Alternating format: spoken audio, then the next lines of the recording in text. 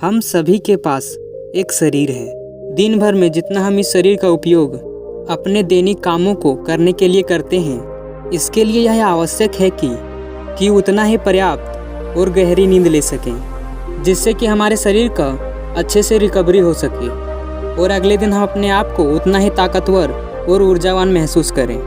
तो आइए समझते हैं कि हम कैसे एक गहरी और पर्याप्त नींद ले सकते हैं।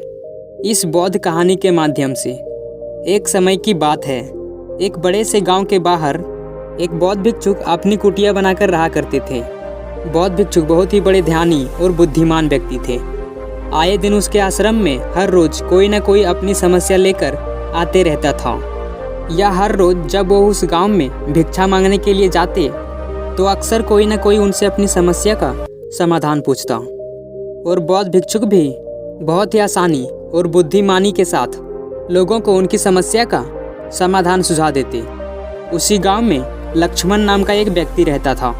वह अक्सर कोई न कोई मानसिक एवं शारीरिक समस्याओं से जूझा रहता था। इन सभी समस्याओं से परेशान होकर वह एक दिन अपने गांव के बाहर कुटिया बनाकर रहने वाले उस बौद्ध भिक्षुक के पास गया। बौद्ध भिक्षुक ने बड़े ही आदर और सत्कार के साथ लक्ष्मण को अपने पास बिठाया और लक्ष्मण से कहा, बोलो शिष्य, तुम्हें क्या परेशानी है? लक्ष्मण ने कहा, मुनिवर, मुझे हमेशा बहुत आलस से आता है। मैं किसी भी काम को अच्छे से नहीं कर पाता। मेरा शरीर स्वस्थ नहीं रहता। मैं हमेशा तनावपूर्ण महसूस करता हूँ। मैं कभी भी खुश और तंदुरुस्त नहीं रह पाता। इतना सुनते ही बौद्ध भिक्षुक ने लक्ष्मण से कहा, तुम अपना दिनचर्या मुझे बताओ। तुम सुबह से लेकर रात में सोने तक क्या क्या करते हो, मुझे बताओ। लक्ष्मण ने कहा, मैं सुबह उठता हूँ और अपने दैनिक क्रियाकलाप करके अपने काम पर चला जाता हूँ, और फिर मैं शाम को वापस आता हूँ और रात्रि भोज करके सो जाता हूँ। बौद्ध भिक्षुक ने कहा, क्या तुम गहरी और आरामदायक नींद ले पाते हो? लक्ष्मण ने कहा, जी नहीं मुनिवर।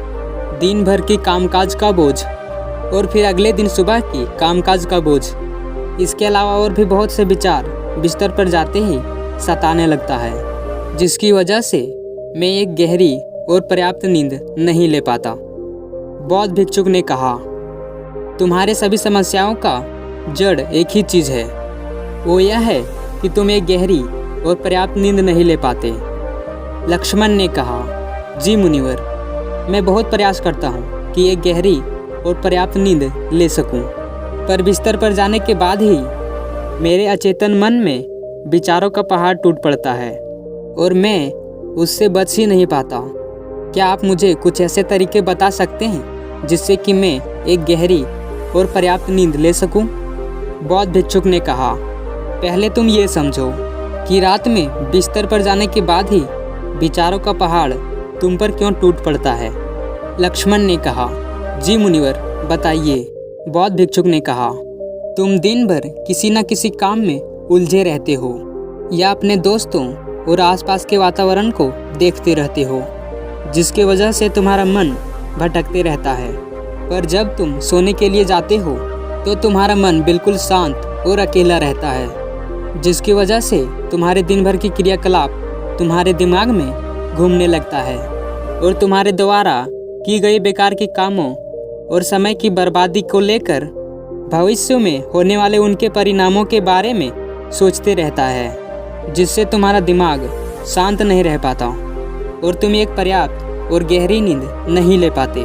बौद्ध भिक्षुक आगे कहते हैं, एक गहरी और पर्याप्त नींद हमारे शरीर के लिए उतना ही ज़रूरी है जितना कि हम प्रतिदिन अपने शरीर का उपयोग करते हैं। गहरी और पर्याप्त नींद हमारे शरीर में आवश्यक ऊर्जाओं और कमियों को पूरा करता है, जिसकी वजह से हम अगले दिन सुबह अपने आप को उतना ही ऊर्जावान और परिपूर्ण महसूस करते हैं।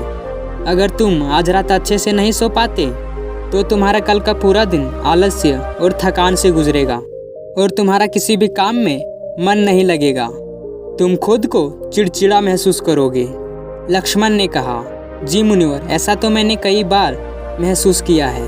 बौद्ध भिक्षुक ने कहा, गहरी और पर्याप्त नींद न सिर्फ हमारे शरीर के विकास के लिए आवश्यक है, बल्कि यह भविष्य में हमारे शरीर की स्थिति को भी दर्शाता है।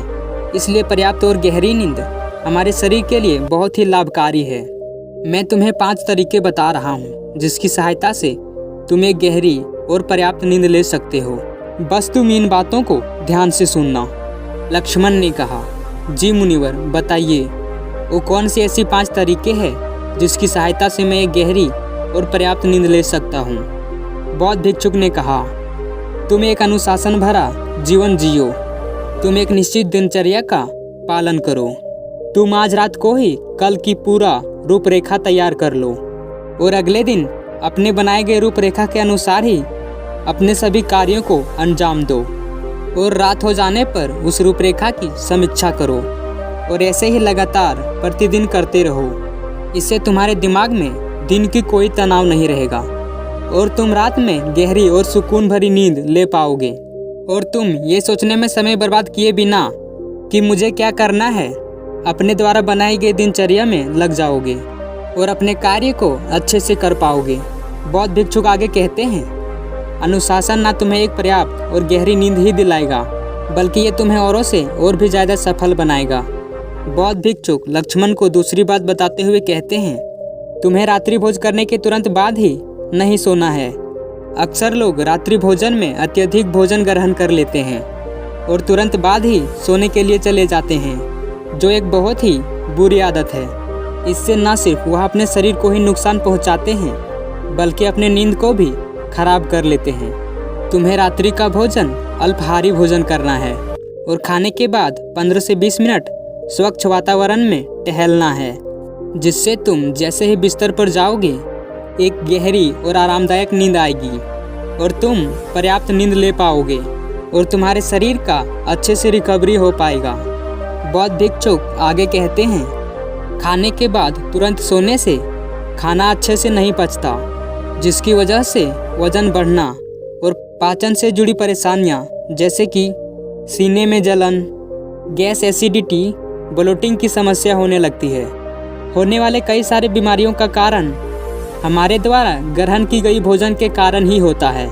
भोजन का पाचन अच्छे से हो सके इसके लिए तुम्हें खाने के बाद टहलना है और कुछ उपयुक्त योग साधना भी करना है, जिससे तुम्हारा पाचन की क्रिया जल्दी होगी और तुम्हें गहरी और आरामदायक नींद आएगी। बौद्ध भिक्षुक लक्ष्मण को तीसरी बात बताते हुए कहते हैं, सोने से पहले नकारात्मक विचारों को ना सोचो। आप जैसे विचारों के बारे में सोचते हुए सोते हैं वैसे ही विचार आते हैं। इसलिए जब भी आप नकारात्मक विचारों के साथ सोते हैं तो सुबह आप उन्हीं विचारों के साथ उठते भी हैं। बिस्तर में लेटे हुए जब हम बिल्कुल सोने ही वाले होते हैं तब हमारा अचेतन मन सबसे ज़्यादा सक्रिय होता है और इस समय जैसे विचार हम अपने अंदर पैदा कर रहे होते हैं हमारा अचेतन मन सीधे उन विचारों को ग्रहण कर लेता है और उन्हें वास्तविकता में लाने का प्रयास करता है। हमारा चेतन मन अच्छे और बुरे विचारों में चुनाव नहीं कर सकता। इसे ये नहीं मालूम कि हमारे लिए क्या अच्छा है और क्या बुरा। ये तो बस प्राप्त सूचनाओं पर काम करना शुरू कर देता है। इसलिए हमें सोते वक्त अपनी समस्याओं और नकारात्मक विचारों के बारे में सोचने के बजाय उन अच्छी चीज़ों और कामों के बारे में सोचना चाहिए जिन्हें हम अपनी ज़िंदगी में पाना चाहते हैं। हमेशा ही रात में सोने से पहले और सुबह उठने के बाद उन चीज़ों के बारे में विचार करें जो आपकी ज़िंदगी में एक सकारात्मक बदलाव ला सकती है। बौद्ध भिक्षुक लक्ष्मण को चौथी बात बताते हुए कहते हैं, अच्छा और गहरी नींद न आने का चौथा कारण है गलत तरीके से सोना। बौद्ध भिक्षुक ने कहा, तुमने सुना होगा कि भारत में अक्सर कहा जाता है कि उत्तर दिशा की तरफ सिर करके मत सोना। ऐसा इसलिए होता है क्योंकि जब हम उत्तर दिशा की तरफ सिर करके सोते हैं तो पृथ्वी की चुंबकीय खिंचाव की वजह से हमारे शरीर का बहुत सा रक्त मस्तिष्क की ओर जाने का प्रयास करता है और मस्तिष्क में पाए जाने वाले बहुत से नसों का बहुत पतला होने के कारण उनके फटने का खतरा बढ़ जाता है। और अगर कोई इंसान काफ़ी बुजुर्ग है और कमज़ोर है तो उनकी मृत्यु भी हो सकती है। लेकिन आमतौर पर उत्तर की तरफ सिर करके सोने वाले लोग जब सुबह उठते हैं तो अपने सिर में वो एक तनाव सा महसूस करते हैं। दूसरी गलती जो लोग अपने सोने की अवस्था में करते हैं वो है कि वो बस किसी भी तरीके से सो जाते हैं। वो इस बात का ख्याल नहीं रखते कि उनकी रीढ़ की हड्डी सीधी है कि नहीं। लोग अक्सर पेट के बल या कैसे भी सो जाते हैं, जबकि हमें कोशिश करनी चाहिए कि या तो हम सीधे सोएं या फिर अपने बाएं तरफ की करवट लेकर सोएं। इससे शरीर के अंगों पर अतिरिक्त खिंचाव नहीं पड़ता। सोते वक्त ज़्यादा मोटे गद्दे का प्रयोग ना करें, क्योंकि इससे आपके शरीर की रीढ़ की हड्डी मुड़ती है और गहरी नींद में रुकावट पैदा करती है। साथ ही ज़्यादा मोटे तकिए का भी प्रयोग ना करें, क्योंकि इससे आपका गर्दन ज़्यादा मुड़ती है और आपका शरीर तनाव महसूस करता है और ये आपकी गहरी नींद में एक रुकावट पैदा करती है।